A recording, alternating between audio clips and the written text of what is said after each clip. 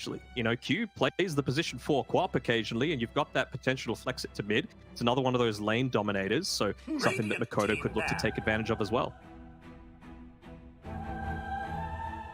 That damage that I was talking about with the Zeus band. You see, Talon at the moment are putting a lot of emphasis on trying to protect the Faceless Void. Beastmaster, Viper, both banned out. Incredible laners versus the Void. Do you feel like they need to maybe consider something like a Visage here? Visage Marty pairing is really strong in the lane.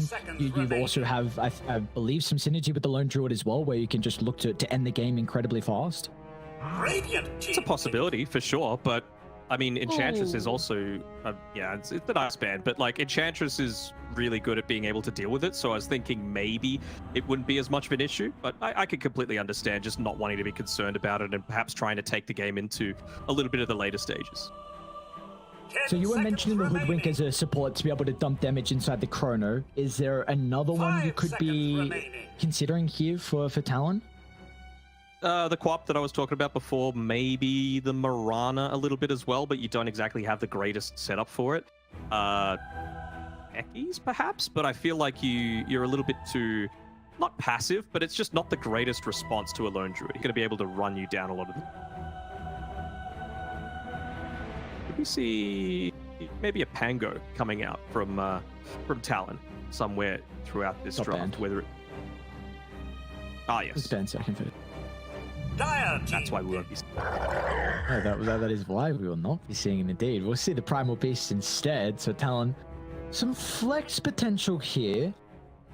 Trying to see if they played it so far. I'm not sure if they've... That I can see. Give me an Oracle. Give me an Oracle.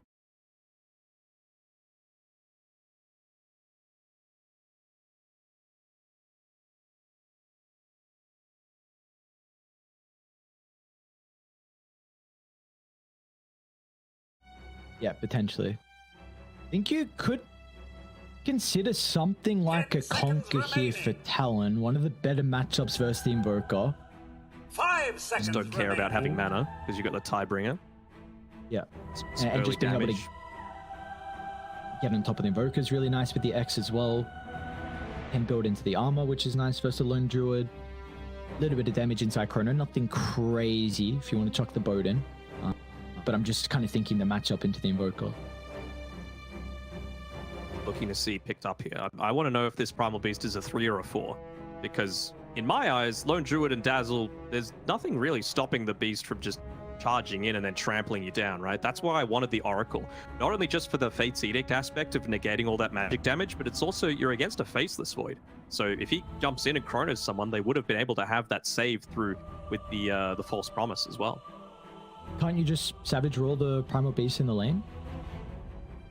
I guess, but it's going to take a little bit to be able to be a lot more impactful. I mean, you could just look to try and isolate the Dazzle as well. It's going to depend on a lot of the positioning coming through from Whitemon.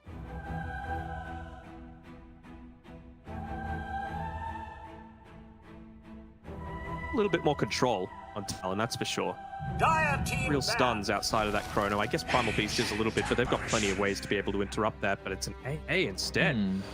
I mean, how are they going to lane this? Is this a position 4 Enchantress coming through now? And I mean, it is pretty decent with the AA getting rid of the lifesteal from the sidekick, the lifesteal shared, whatever you want to call it, Spirit Link from the Lord Druid, the Dazzle heals, the Oko with a Quas. An okay amount of value through from this, but I want to know where these lanes are going to be set up.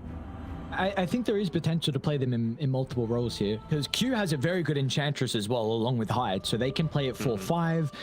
Enchantress can look to play with the Primal Beast, so you got the slows to kind of help him stay on top of heroes, which I think you're probably more than likely, because the Void is an okay laner, a little bit better with those buffs to time dilation if you go it in the lane where it looks really good. So I think that's where the Enchantress can come into play, where you play the Enchantress with the Faceless Void, try and get him out of the laning phase, and pair the AA with the Primal Beast. I was thinking about how effective it's going to be against the Bear as well. Like, you're going to do a decent job of trading against the Dazzle because you've got the attack range advantage on the AA and the Enchantress to a lesser extent, right? You could just throw the impetus out, back up, and probably win the trading battle. Of course, the extra movement speed on the edge helps with that aspect too. Now, what mid lane are we expecting to see from Talon? They've left Makoto's all towards the end of the draft and have the last pick. Get it through, but look at the bans coming through. That Kunkka that you were mentioning before, that's not going to be an aspect. Also, the Ember Spirit gone. Is it a Void Spirit game coming through? Yeah. Just being able to dodge out the EMP and the like, and the dissimulate. 5 Yeah, I seconds put remaining. Void at the top for me for Talon. It's not a lot of damage in Chrono, but I think maybe if your both supports have a very good game, and if this is a position for Enchantress, then you can go damage and be able to chuck the impetus inside the Chronos and rely on the Ice Blast as well. So maybe you just look for Hero to make plays, because they don't particularly have that capability. So Void Spirit will definitely help out. What about T1 though? Because we're looking for Cuckoo's Hero. What are their flaws currently that they need to cover with the position 3? Some ranged hero. What's up? Can they Dazzle 3? Can you go Marcy Dazzle, damage at a time for the lane versus the Void? Is there any flex potential here? Radiant team. I feel like there could be a little bit. I was about to say, sorry. I was going to say that. No, it's fine. But I'm sure chat's going to be just exploding right now because Cuckoo Venomancer is a little bit of a meme from back in the day. It kind of. I'm a little worried that we're going to see a similar thing of what we saw last game. You know, you're spending a lot of time in the lane. You might get a decent amount of farm there, but then you just fall off if you don't have this ongoing impact coming through. And it's not like you've got the easiest way to get in on top of all of these heroes and drop your poison over, right? You're just going to get chased down pretty easily. You're very immobile. Yes, the Gale slow is kind of nice against the Primal Beast. So maybe it's actually a white Venomancer and it's a Cuckoo Dazzle. I wouldn't hate it just for the slow against the Primal Beast. Choose your hero. Void Spirit talking about? Very cool. Let's see. It's also where we end up going. Okay, we'll be Cuckoo playing the Venom. So the lane matchup versus the Faces of Void is pretty solid for the Venomancer. Like, you do have damage over time, which the Faces of Void is going to struggle with, but as a game answer, it's a little bit different though. Like, Faces Void has the capability, especially with this Aghanim Shard, to jump in on the Veno. If it doesn't look like a good fight, you can jump out.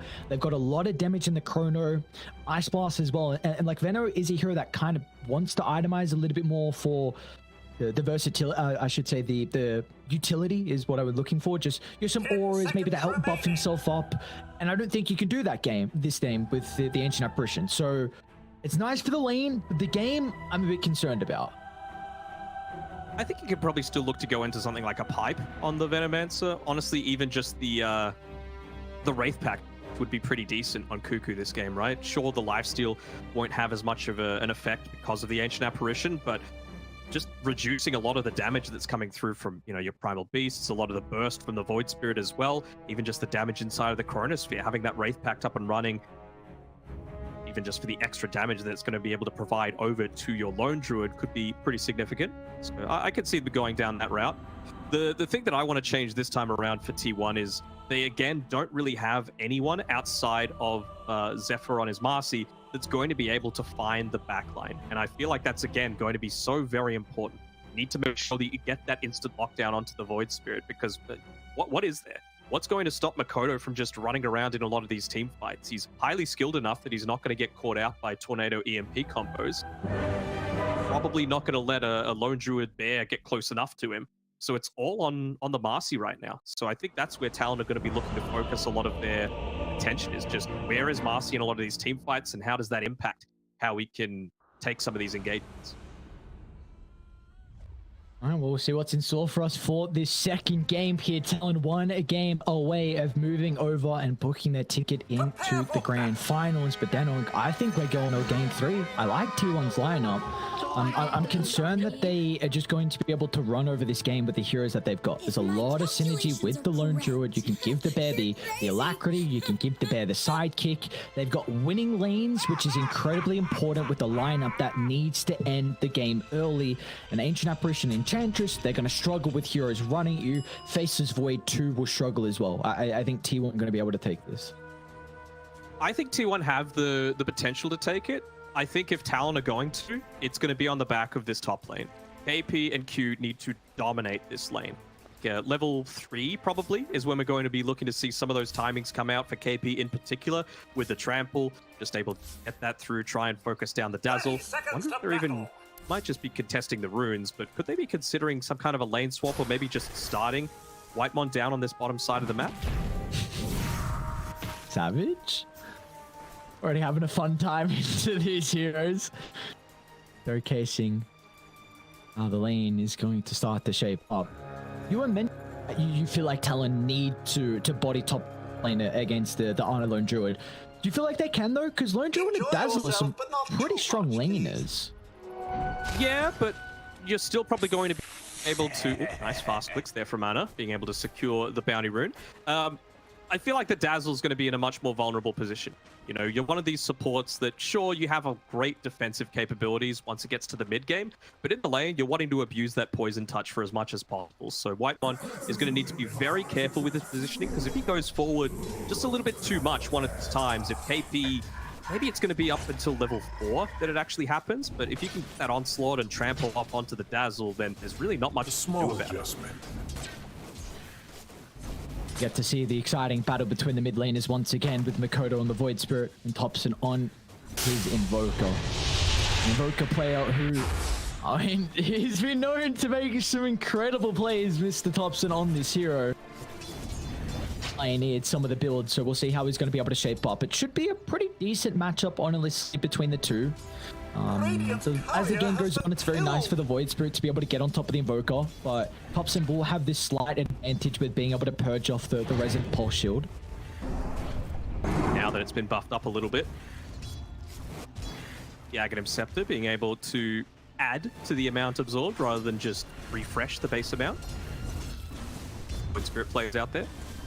I think this lane is very skill dependent. If Makoto hits a couple of Aether Remnants and is able to put Thompson in a threshold where he's a little bit weak, then he might be able to get more last hits. But if he misses some Remnants, it could be a little bit more difficult with how he's going to be able to fare in this lane. But take a look at our side lanes for the moment with how top is shaping up. You said this was the all-important lane here for Talon. What are we looking for in regards to the level timings? When can they get active? I mean, they can get active as early as level 2, depending on the positioning. Nice deny coming through there. Scale. The one skill point on both of these heroes right now that's an active, so time dilation's not going to do the most. But yeah, like it's going to depend on Whitemon's position. If he's out of position, then an onslaught into a trample can end up killing him. But that's not going to happen until level 3, because 99% of the time you're going up roll level 1 just because of how effective it is at buffing up your damage or the laning step. And with the bottom lane, we already see Savage leveling up a point in the time dilation. Do you feel like, is there ever a reason for him to go an extra level in a lane like this in particular because of Venomancer? I don't think so necessarily. I think he just wants to be using that time walk as much as possible. Whenever you're against like these ranged, oppressive heroes, time lock isn't really the biggest value to get in the lanes. So I think it's mostly just about the survivability. Hyde's going to be doing a lot of the pressuring and the damage. Get that safe farm as much as possible. Both supports on bottom. Recognizing that role. If he was... blocks the hard camp instead of the small camp, so making sure Hyde's not going to be able to play with any of the creeps. He does have some camps back towards the outpost, however. Assassin trying to bully away Zephyr here a little bit. I hate this creep so much, man. It's so annoying whenever you got a tango running. In terms of that mid lane that you were talking about before, I really don't feel like Thompson's going to have a fine enough time in this lane. You mentioned that if he gets low on the back of some Aether Remnant, scratch that, he's actually getting a few right clicks in the face. Nice dodge, Makoto with the dissimulate. He's got the right click range. All the new heroes can hit from afar, and you see that is exactly the case here. Makoto finds a solo kill, and he'll get a tip as well from Hyde. Beautifully done. Caster Curse strikes again. Just able to get the kill. I mean, it's Makoto, right? Number 1 in SC8 for a reason. He's even going to be able to secure that water rune for himself once he's picked up this bottle. The boots and the raindrops, I like it. And some of that pressure coming through from Thompson, but I really feel like that shouldn't be happening. And that's only on the back of getting hit by the Aether Remnant. Otherwise, you're quas, you're ranged, pretty equivalent in terms of the right-click damage that you're able to do. So, Coda to get that early kill, that is just heavily based on the skill. Discreetly. Top lane, Whitemon. A little bit of trouble here, KP. Trampling all over the Dazzle. This is something you were mentioning, that Whitemon's going to have some issues with his positioning in this lane. Cell's going to be cancelled off instantly. KP needs one more right click. And again, one of the new heroes being able to right click from afar. I wonder if they actually... Sounds weird, but did he want to die? I don't really feel like it. He's got more than half mana, but you had a skill point available on Ana at the time, and he didn't choose to put it into the Savage Bottom Roar, lane, which would have saved. He's in a bit of trouble as well. They're going to try and chase him down in the tree line. Zephyr will finally re-enter the lane, but great Delta split. They'll avoid the jump in from Zephyr. And the toss, it'll only send the Conqueror packing. Well, they're even considering about keeping the Dazzle down, but he's not going to look to join them, so it's just going to be the two members on T1 at the moment. Savage, time dilation once again, and he just gets the time walk away, but now Q, he's going to enter the party. We'll have the Ancient Apparition. There's a little bit of an unfair advantage. It was a 2-on-2. It was nice and even, but now with the position 4 coming down, Talon will get that +1 required to kill off the Marcy. Another Centaur Conqueror here from Hyde. They might just look to win onto Cuckoo. He's still very slow at this stage, and I don't really want to be using the Venomous Gale just onto a singular support. That's just free reign. Oh, he's actually using the Gale onto the Conqueror instead. Is he just dead here? He's going to try. He should make the TP. Away. Radiant's top I mean, tower is under how would you attack. get out of this lane? Are they going to be able to chase down Makoto? More right click Whitemon just out of range to be able to reapply the poison attack. Zephyr can toss him back, but it will not matter. Makoto, I want to pop the D for some of the box tips, and he will not need to. Talon, In this bottom lane, you specifically picked this Venomancer to be dominating the lane, and it certainly isn't the case. Faceless Void, second on net worth. Cuckoo on his Veno, all the way down at the bottom of the cores. and this is exactly what you need for Talon, because this Faceless Void will take a long time to come online, and T1, they have a lineup that want to end the game early, so the fact that Savage is going to get an item early than probably what they would be expecting when they were looking at the draft. Oh, it's going to go into the Midas as well, playing around that standard Talon style, right? There's no amazing heroes that are going to have damage going inside the Chronosphere super early on, so he just wants to be a little bit more passive. He wants to be able to farm up the jungle, open up the map a bit more for Enchantress, AA, to get some of those early-ish levels. Feels like we're going to be putting a lot of attention onto Tops in this game to make his rotations. Now, I was mentioning he was a bit of a pioneer of some particular Invoker builds, and I'm seeing a treads into a Felk, but I'm yet to see this. Maybe some of the other regions in the qualifiers have pulled this out, but so how this is able to shape out for the Coswex Invoker. Does mean that you're able to keep up somewhat in scaling, though, which is always nice whenever you're an Invoker and you're not going down the Midas route. Wants to be a little bit more brawling oriented, considering that you're playing with a Veno, you're playing with a Lone Druid, very early timings, playing with a Marcy. They're gonna dive Thompson. And Makoto, he commits with the double ultimate. Makoto's now stuck under the T1 tower. A Remnant will provide a little bit of distance away. A couple more right clicks. And now with a poison touch, but Savage! What a rotation!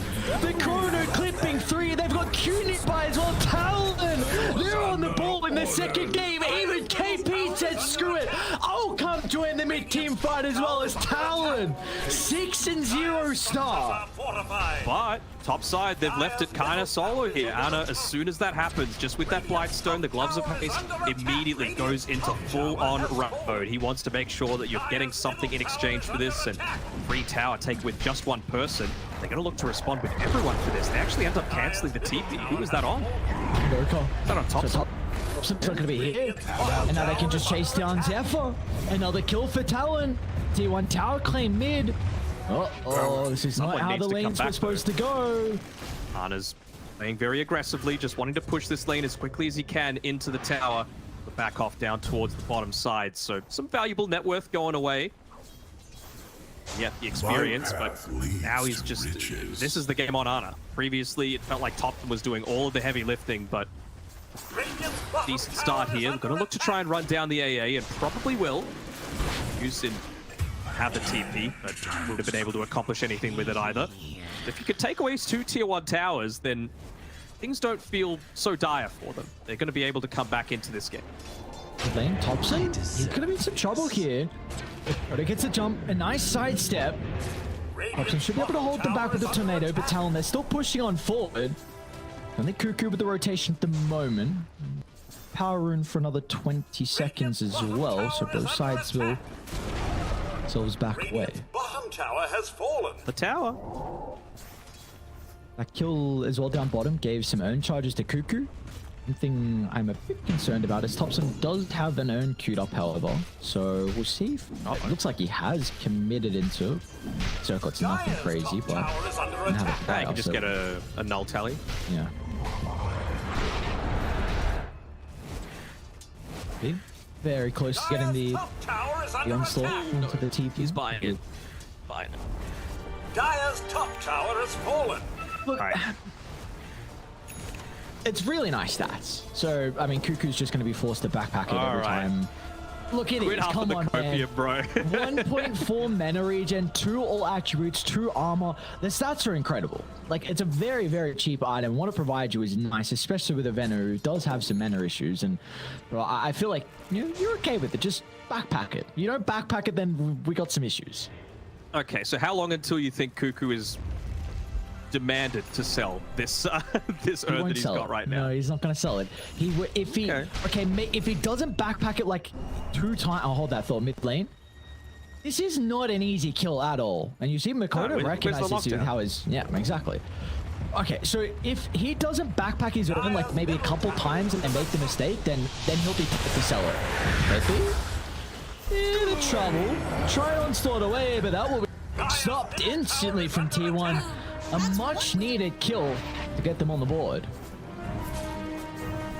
Thompson got the urn shot. He still doesn't know maybe about the situation. Hopefully for T1's sake, doesn't come back to bite them. Does allow for a whole lot more of that chain stun, considering how lacking they are in it. Maybe now they can look to go for a few more of these +1 pickoffs. But like I was saying before, up against this Void Spirit, Faceless Void, even the Primal Beast to a lesser extent, needs Zephyr to be there if you're going to get any kind of lockdown happening.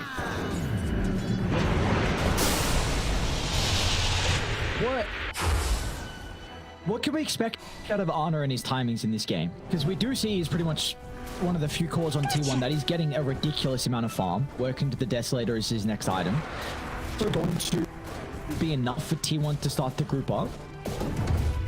I don't think the Deso is for the purpose of T1 grouping up. I think he's just going to continue playing full rat mode. He just needs to try and do that to drive Talon away from putting pressure onto the Venomancer and the Invoker. They need time to be able to come back into this game, and that's what the rat style is going to do. It's going to force defensive rotations, which means that Thompson, Cuckoo, they're going to be able to pick up a little bit of that extra farm. Honestly, even Zephyr as well. They're prioritizing him to get a decent amount of net worth too. Tower is under attack. Coming through. He might be able to beat the bear. Yeah, Makoto's in a bit of trouble here if they can keep the roots going. Zephyr's going to look to jump in. The great jump out from Makoto, and they do end up getting the bear kill. To the top side of the map we go as Cuckoo. It's the poison over off. It's going to clip onto both the heroes here, but Savage feels like he has an opening to drop the Makoto's here. Makoto's going to be nearby with a double damage rune. He'll use the remnant onto Cuckoo, then they'll be able to learn to deal with the Dazzle. Beautifully done from Talon as they bring 4 members to be able to take the skirmish top. Anna immediately looking to try and go into the mid push, but you released off people around the time. Yeah. He's got Zephyr nearby. Going out the lockdown. Off the double damage room. Makoto, he goes in. And now he's out of ultimate charges. Anna, he can freely charge him down. They'll give the Alacrity over to the bear, but once again, the 8th, the Remnant. Buying enough valuable time for Makoto just to get out of danger. He re-summoned this bear. This is important. And blast. They've been given the movement speed as well. Oh. So close. Would have been a full minute without that bear. Effectively a useless position 1, but It is, again, a much more defensive movement that's forced out of Talon. They really wanted to make sure that they were maintaining their tier 1 mid. But they get the opportunity to do that. It means that Cuckoo is able to sit up top, holding on to his urn with 0 charges in it at the moment. Thompson needs to get into that Witchblade. They need some of that consistent damage coming out that's just going to be consistent across the Time Walk, that's going to be going through the Resonant Pulse Shield, just preventing a lot of these Talon heroes from being a lot tankier than they have any right to be. I think, oh, T1 just smoked onto the ward. Through Savage will be okay. I think for T1, really the big thing for them is they need to take this Tier 1 tower mid and then start to ward around Roche. You have this Desro coming up shortly, with the 1 point alacrity, nothing crazy, but you have maxed out the sidekick, so you will be able to take objectives, but you need the Tier 1 down first to be able to open that opportunity. There we go. Just some wards down. Do that. Seeing as well, are we just finished up the Deso on... Radiant's middle tower has fallen. One more Mithril Hammer, I believe. One Mithril Hammer. I mean, it's a decent enough timing, but the thing is, it's going to become so much more difficult for T1 as soon as KP gets into the BKB for himself. He's only about 1,000 gold away from being able to do so, and he's got that. You're just able to dive in. Nothing that they've got is going to be able to stop the tramples from, again, just going in onto the backline and creating a ton of havoc. And that's where Faceless Void is in his absolute prime, where he's just able to play within chaos. Look at the farm they're getting across the map on Talon. KP gets all the triangle. Meanwhile, T1, they tried to invade Radiant's triangle, but the Ancients didn't spawn. The hard camp wasn't there as well, so Ana has to run to meet the creep wave up top, so a little bit of time that he wasn't getting farmed. The rest of T1 are also grouping up at the moment, so this net worth lead continuing to grow for Talon. It's up to 5,000 now. We need to pull these creeps off of the tower, though. I want to have too much free damage going into that one. I have to ask as well, are we even calling it the triangle anymore? Because it was the triangle because there were 3 camps to farm, and now there's no small camp. So what is it now? Is it a line? I don't know. I don't know. I'm sticking with triangle. It's easy. I think everyone knows it kind of by that now.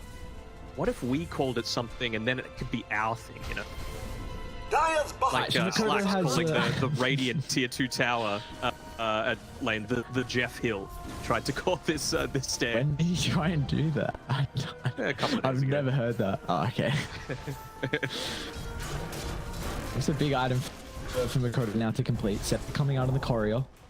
They're gonna chuck the Ice Blast up the top. Maybe feeling like KP can jump on it. TP's coming in as well. Ice Blast won't connect. Let's see if they're gonna go for the Druid. No, not the case. KP just wants to clean up. I really like how Dire playing. Like invading the jungle. They're incredibly strong right now, even though they are 5,000 gold behind. I think one pick off and they can go into Roche. I don't believe they can do it right now because of all the ultimates still available for Talon. They seem to think they can.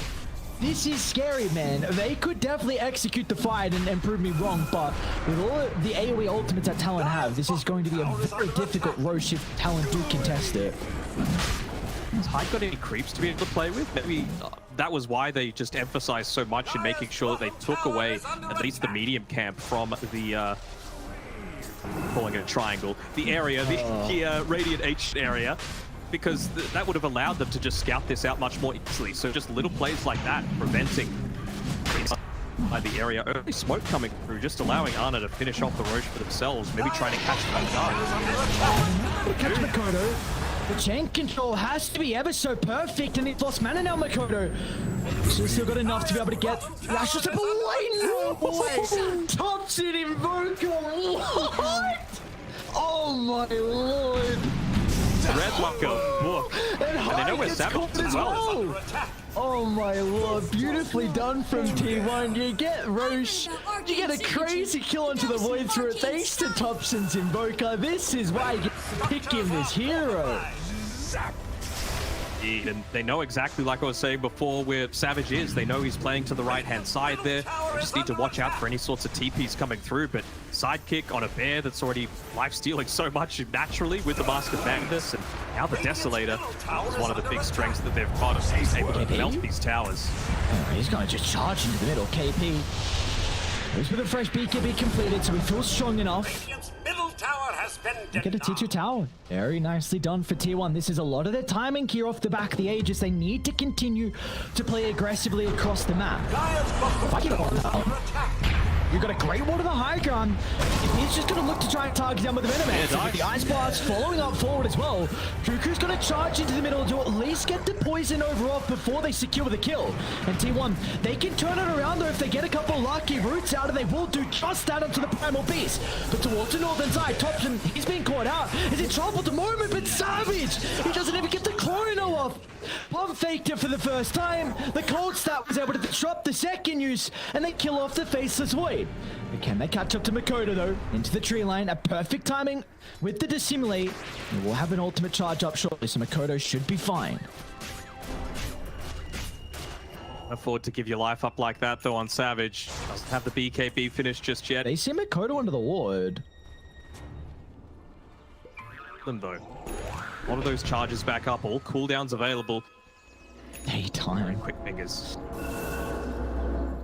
Honestly, maybe if it was still nighttime, we would have been able to get that kill, but I think today the perfect timing. Hobson, what's he lose? Just the Ogre Axe on the Courier. Close to anything. Hide! We'll be alright.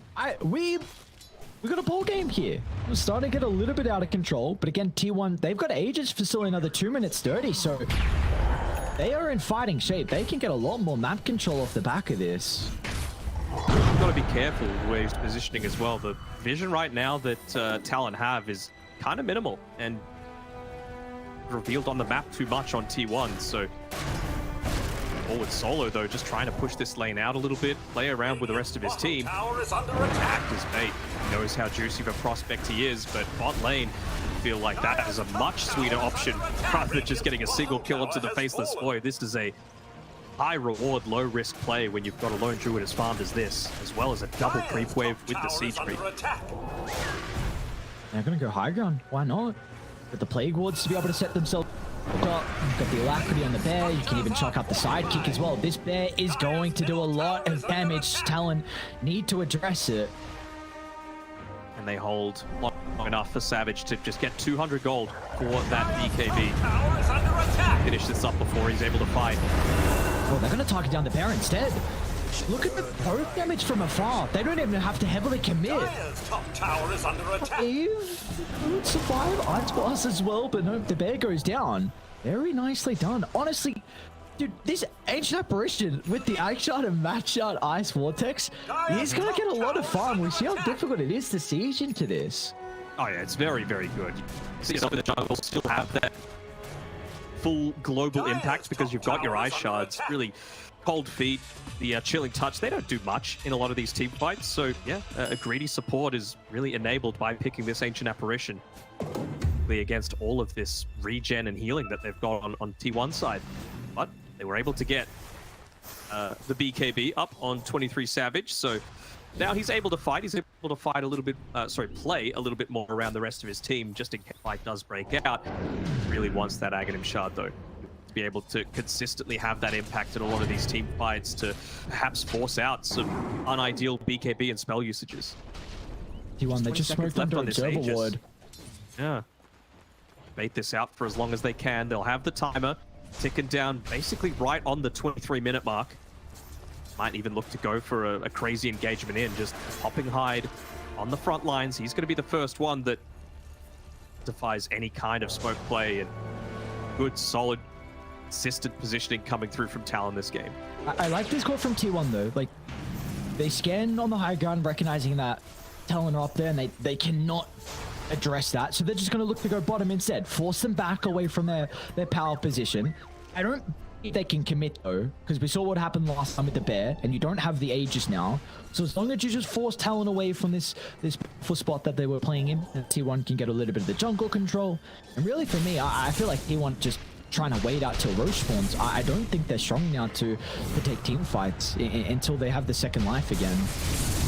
Yeah, it really does feel like they want this AC as well, minimum, on Ana, just to make that push even easier, even just providing a little bit more of that sustain for the rest of your team against the eventual right-click damage that's coming out from Faceless Void, even Enchantress to a slightly lesser extent. I guess not the impetus, but you got the BKBs running, it helps out a little bit too. Tower is under attack.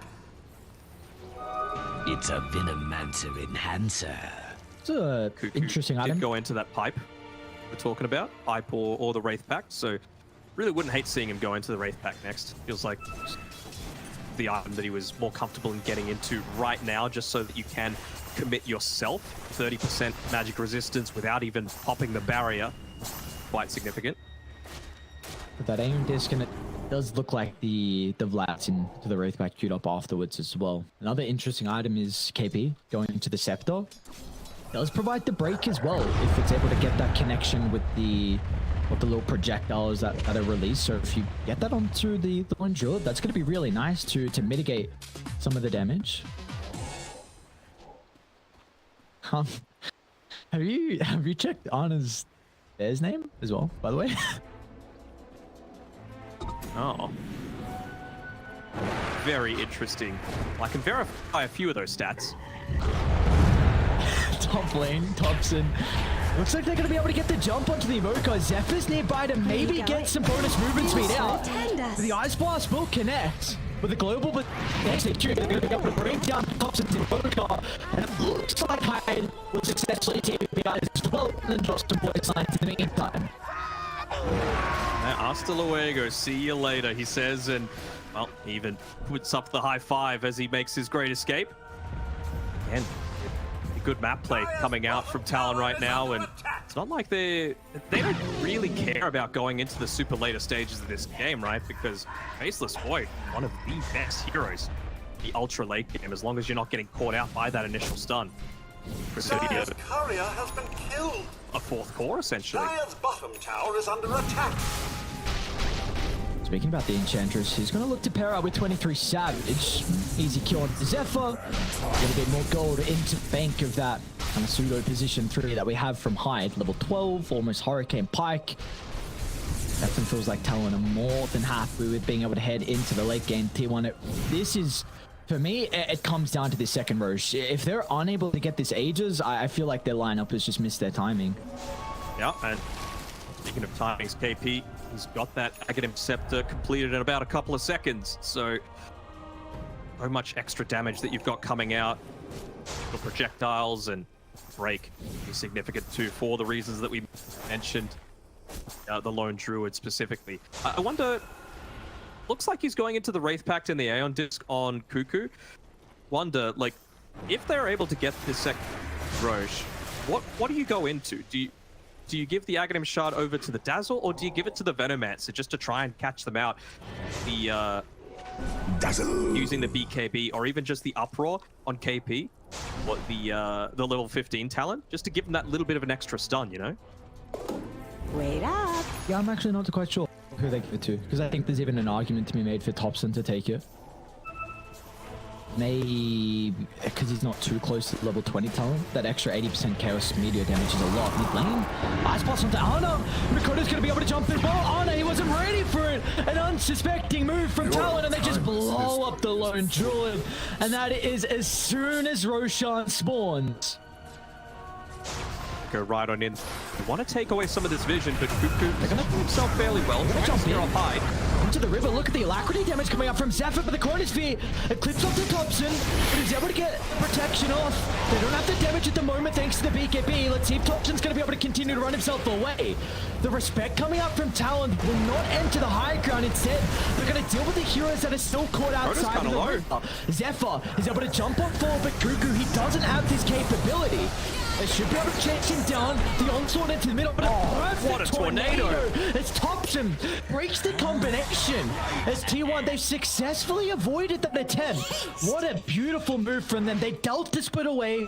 Thompson back to the high ground. Cuckoo in the middle, just soaking up abilities. And now Arn is back alive to look to take this Roshan. Thompson, by far the MVP of that team fight. He was just kiting around Mikoto, even able to get him on the retreat. It's all around just protecting this Observer Ward, and I've got an Ancient Apparition. I feel like it should be a lot easier than it was. Ice Vortex on the top. You've got an Enchantress with a Dragon Lance, excuse me, and they just stuck around, kind of dipping their toe in rather than just diving in completely. Power that vision again, man. And we do see Aghanim Shard was given over to Thompson. Got that.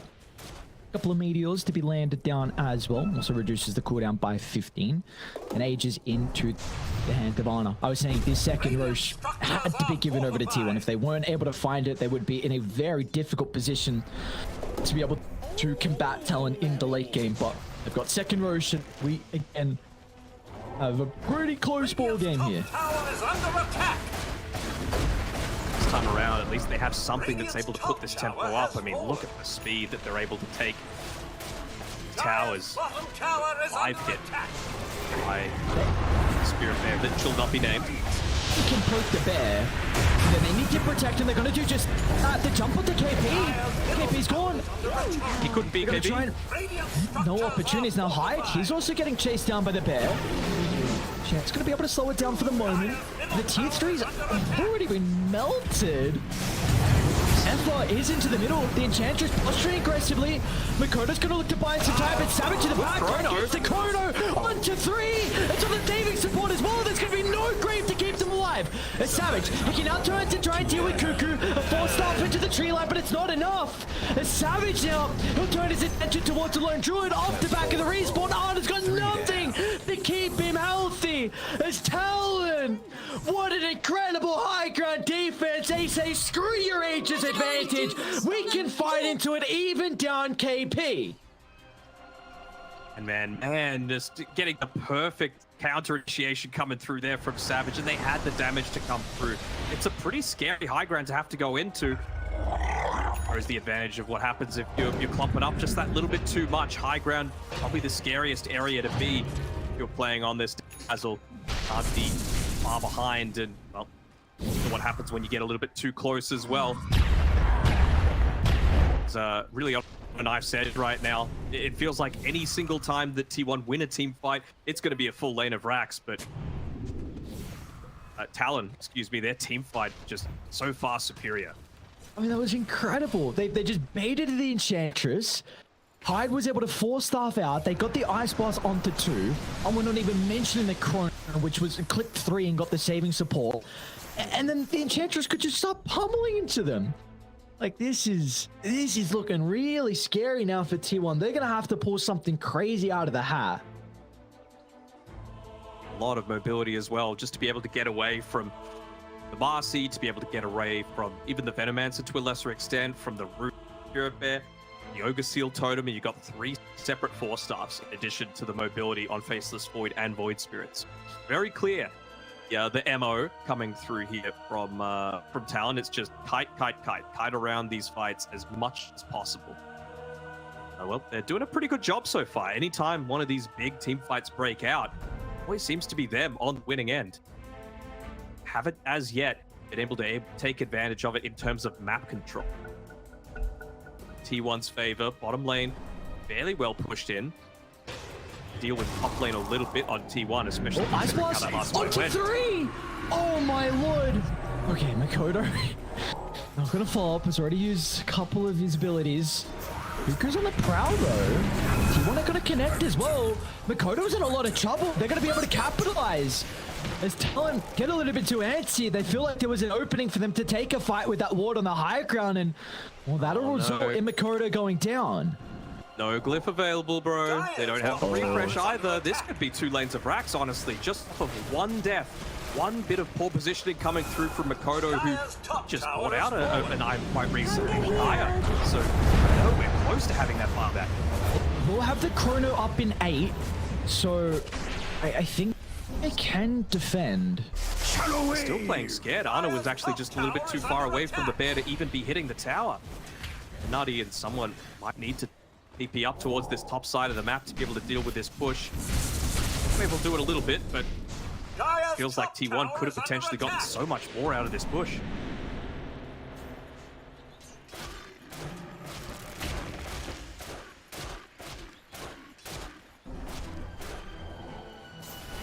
We have Makoto spawning up shortly, so Talon will be playing with the full force. Able to combat into T1, who is still posturing aggressively inside Radiant's territory. In fact, it's going to be T1 that smoke first. They see KP at the moment. Is that the hero you want to jump? In fact, they're going to look for the wraparound. Illusion to work with, nothing too crazy. Wraith Pact on Cuckoo as well. In factor if he's able to drop that and the pipe as these initiations are coming in on Savage, but they're gonna try and hide. Maybe with the damage coming through for the meatball as well. They're secure with the kill, but Savage, he gets a corner to get that the cause. All the silence spot as well. They got to honor, but they haven't been able to blow anyone up throughout the ultimate, so maybe they're gonna be cautious here on Talon if they want to stick around. KP, a lot of damage out of the pulverize, gonna try and chase him down, but down to the south side. Topship, he'll secure with the kill onto the support, but they're still gonna be cautious here. Some will be able to reposition thanks to the bonus movement speed. The deafening blast will push back to Faceless Void as well. Savage, he doesn't want to let them go for free. Another time walk on forward. I don't think he's going to be able to catch up. I think considering this, Thompson, what shenanigans are you up to here? How can you pull out the hat to try and kill off the Faceless Void? And well, he won't even stick around to make the attempt. With the ultimate on cooldown for the Marcy, they will be lacking the damage. So another kill for 23 Savage. Illusion. I want to see the replay, but I want to keep my eyes on this bottom lane just because not Faceless Void still hanging around the area. But if we do get a chance to replay, maybe now if we can, I also want you to put your eyes onto Makoto. They don't hit the perfect chronosphere. It doesn't hit onto everyone. Dazzle is actually outside of it, but rather than laying damage into it, make sure to get the silence off with the Aghanim Scepter, with the Aether Remnant. You still eventually get it off, but the damage has been done. They're able to pick off a lot of these targets. You keep away the healing. Results in such a victorious team fight. Great team play once again, realizing what his job is needing in the middle of these team fights. They've got plenty of damage without the Void Spirit. See how messy these fights can look though. KP charging somewhere, Savage jumping, Makoto doing the same thing as well. Savage is already level 25, man. What the hell? He's 6 levels ahead of the second highest in this game. 23 Savage is having a hell of a game here in the upper bracket final. 7-1-9. Look at the GPN from him. 740. He's well and truly on top, and I'm not quite surprised. I mean, his Faceless Void is always something to fear. They tried to counter it. They've got the lineup to deal with it early, but now that he came online, now that he had an incredible lane, like we're seeing the issues with killing off and dealing with Void. Kodo making sure Savage knows about it. The greedy mid tipping the inconsistent carry coming through here from the two that have previously been shunned by some other members within the SEA region, but they're certainly turning it out in this game so far. Maybe we should call him 25 Savage just because of how quickly he's able to hit up onto a lot of these high levels. Good old Midas. What an item. He's gonna go Link. I was gonna say, is he gonna go Refresher next? Oh, he's already got Refresher. Okay. Very cool. Very cool. So pumped. What if you could refresh the Refresher? Oh, that'd be a lot of mana. I don't know what you would do. You might have some issues, but just, what do? You chuck your boots in your backpack or your Midas when it's on cool? Oh, I mean, I don't know. Attack speeds both are really nice on the Void. You just hold triple mangoes. Hold the People's Gift as well for the extra stats. Oh, Savage now with a second Chrono for T1 to deal with. And they actually deal with it, man? I don't know, because Savage has been clipping multiple heroes, what feels like in every single Chronosphere. It's been a couple of games in a row now where T1 have gone for this, like, pick-off domination, but not necessarily the team fight control, you know? And it's a couple of times now where Talon have identified that big weakness and they've just said, okay, well, if they're not going to have a bunch of stuns, then we just go a lot of ways to be able to get out of it, you know? Primal Beast, plenty tanky. Going into, is that a Shiva's that he's picking up, or is it just casual plate mail on KP? But did Savage just refresh for nothing?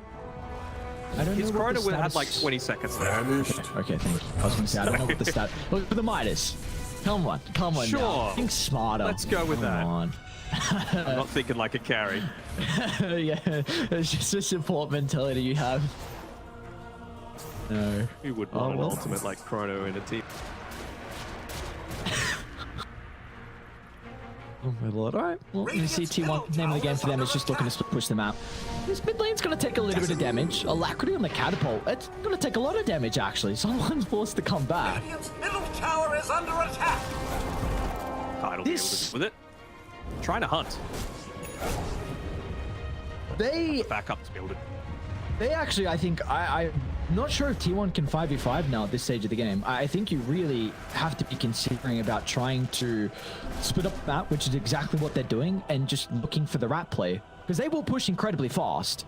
And even if like a Marcy's there or the Invoker's there with the bear, you just give the Alacrity or Sidekick over. I actually do not think T1 can 5v5 at this stage of the game. So it's potentially something they need to consider. Thinks as well. Look at his quick buy. He's going into the Aghanim Scepter, so he wants to be able to just throw the bear into a lot of these engagements without putting himself in harm's way. Showing's going to be cautious. In fact, it's the bear that is in a bit of trouble. Would have been an easy kill, especially with KP using the Pulverize for that. He's got a re-summon on Ana, but this is 2 minutes without now a second bear. And this is where Talon have got a big opportunity. I guess you're lucky that Roche is not spawning for another 2 minutes, so might get away with it. Big timing coming. I mean, the true form on the Lone Druid is kind of nice. So maybe Ana's just going to try and bait out his position a bunch of times where you basically only have like a 10-second downtime on the true form. Just put yourself in team fights, make yourself a much higher priority, and just have the Lone Druid bear on the other side of the map. That's how I would be looking to play this one. Once you pick up the Ags, of course.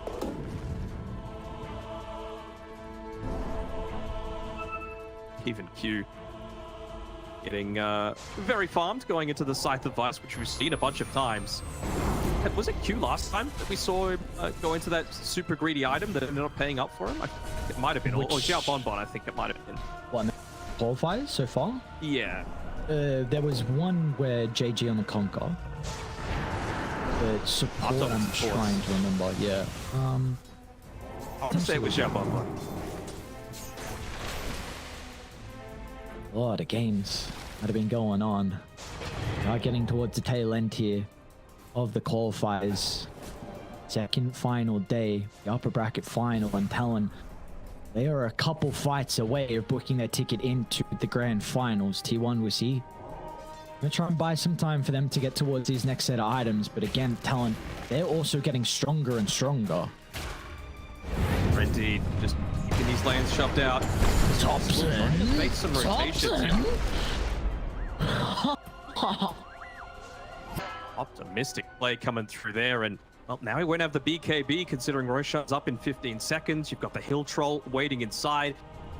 Exactly what Talon are playing around constantly. T1 doing their best to try and rat out the other sides of the map. Of course, again, that defensive movement, but it won't be quick enough. They won't be able to get that true map control, or maybe they will. I mean, Zephyr's backing him up just for the sidekick to be able to enable a little bit more of that burst damage, and play coming down here from Q, trying to delay things out as much as he can. John, get a pick off onto the instant TPs.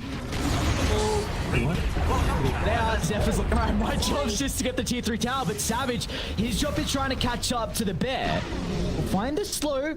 He's gonna get the bash as well. Looks like the Savage roll will get some distance away. Instant smoke out of Talon though. We've got a 4-on-4 across the map.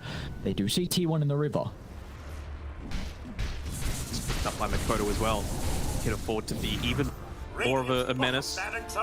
Side though, it's pushing all the way in. Ping's starting to come out. I don't know if you want to go for this without your Void Spirit. He is such a key impact in terms of what it means for controlling the Dazzle and the backlines of the Chronos.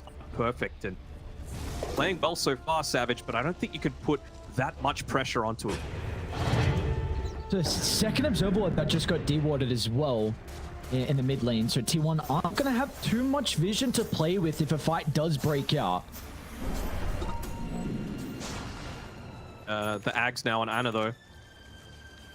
Make these rat plays happen. His Spirit Bear. Bot lane shoved in. Could look to play a little bit more around the Roche pit perhaps, just so they need to. He's able to recall it and instantly join it onto the team fight. That'd be big. Playing around this double siege creep wave as well, but Talon not wanting to wait until it has enough time to have a true impact.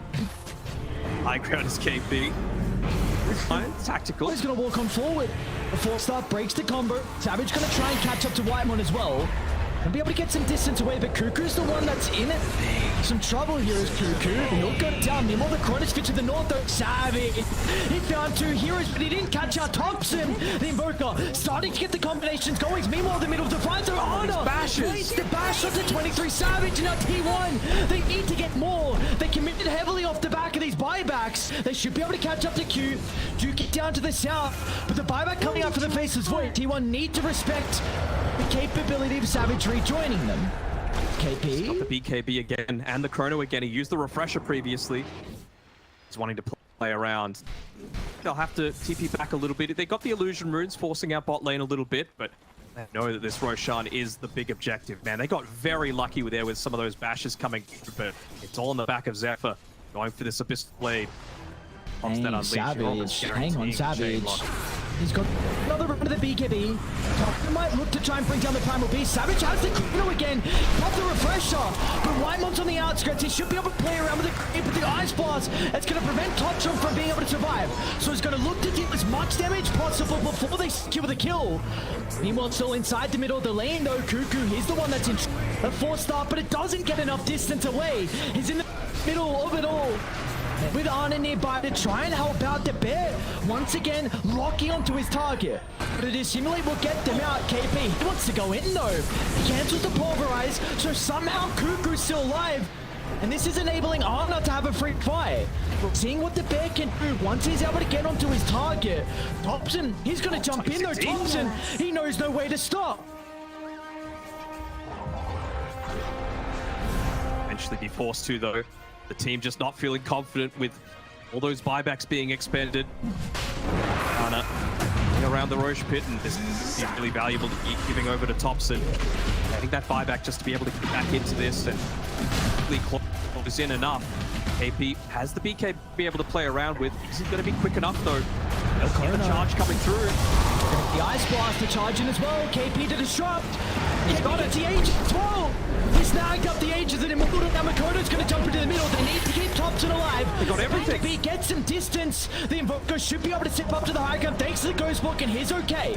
Can they set themselves up for round 2 though on T1? The Bear, priority number 1. They'll drag it back with the Remnant. The damage is stacking up for high, but it's not enough to get the summon. And in fact, Arna's going to look to TP out the Bear, but the use of the Pulverize, it'll keep it locked into the middle of the team fight.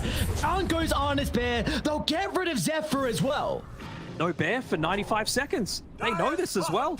They're just going to be able to move on forward, not anywhere close to being able to pick up a refresher. Got all this net worth on the low druid, but it is useless. He's basically playing on 5,000 net worth right now. Savage even getting the nice little arcane rune. He's going to be harassing even more with the time dilation, or even just the push aspect. What a big fight. They got everything from that Roche as well. Refresher picked up by KP, I believe. Gave the cheese over to Savage. Aegis, of course, we saw have a big impact in that team fight. Got the side device as well. Hobson has to go absolutely crazy if they're going to be able to hold the base here.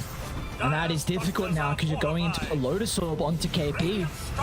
He can protect himself if he wants to charge in. Thompson, that's an aggressive blink. He's forced to pop a BKB as well. Thompson's in trouble. Ice Blast into the middle. The Gray's not going to do Silence anything. again. On the side. They get on top of the Dazzle. Thompson's down without a buyback. And Talon, I think they've done it. Onto Cuckoo next. No space as Talon. They'll take over T1 territory. Your base is now mine. Oh, yes, it is. Not even bothering to go for the rack. Straight tier 4, says Savage. Might be, hey, time walks back to the PTSD coming from previous qualifiers all the way back at TI9. He got all the way at game 5 to be able to go to TI. He doesn't want to give it up again in a similar sort of fashion. Going for the safer play, but with no buybacks being expended, they're just going to want to go on forward. It's going to be all up Zephyr and Ana to be able to defend this, bringing it to a game 3, but I don't think they're going to be able to do it. Jump in, Hail Mary attempt. Bye-bye Zephyr, he's got a buyback, but another Chrono. Another out of the Chrono, and this time, it's onto the real hero, onto Ana at the front of the fountain. Now they'll go for Zephyr as well, and why not Fountain Dive against some players who are well known for it? Talon, what an incredible series. They are yet to drop a map in the TI qualifiers. They will book their ticket in the grand finals. Big smiles coming all around, and very well worth it, right?